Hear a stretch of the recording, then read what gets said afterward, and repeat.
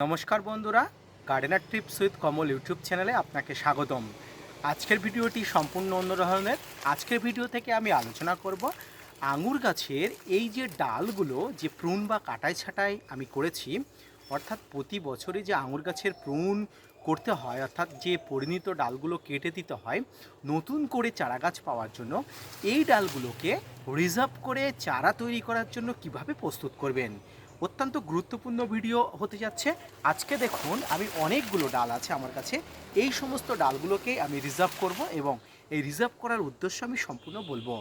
তো আঙুর গাছের ডাল থেকে চারা তৈরি করার জন্য আপনাকে অবশ্যই ভালো নির্বাচিত চারা, যেমন এই চারাগুলো, এই ধরনের চারাগুলো আপনাকে নির্বাচন করতে হবে এবং এই চারাগুলো মোটামুটি 1 বিঘাত বা 2 বিঘাত টাইপের রেখে এই চারাগুলো একদম প্রায় 90 ডিগ্রি অ্যাঙ্গেল করে আপনাকে কেটে দিতে হবে।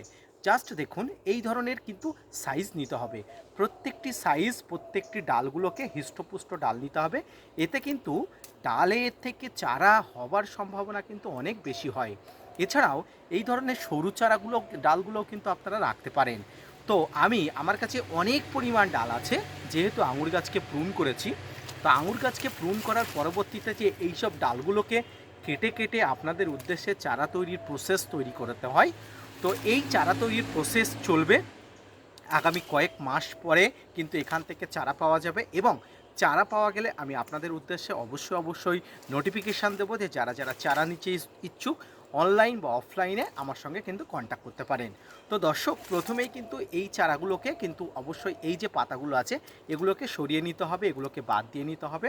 এরপরে এই ডালগুলোকে কাটার পরে আপনাকে রিজার্ভ করতে হবে। তো কিভাবে রিজার্ভ করব? এই যে ডালগুলোকে কাটছি, এই ডালগুলো কাটার পরে যখন ডালগুলো অনেক হয়ে যাবে, এই ডালগুলো কিন্তু জলে ভিজিয়ে রাখতে হবে এবং সেই জলটি কিন্তু অন্য কোনো জল নয়, একটা একটা মিশ্রিত জল। সেই জলটি হলো অবশ্যই হাইড্রোজেন পারঅক্সাইডগুলো মিশ্রিত জল। এই জলটি ভালোভাবে মিশ্রিত করে রাখবেন এবং অবশ্যই আপনার ছাদ বাগানের আঙুর গাছের প্রস্তুতিকরণ হিসাবে যাবতীয় উপকরণ প্রস্তুত করে রাখবেন। আগামীতে কিন্তু আমি এই পদ্ধতিতেই বলবো কী করে আঙুর গাছের ডাল থেকে চারা তৈরি করতে হয়। ধন্যবাদ।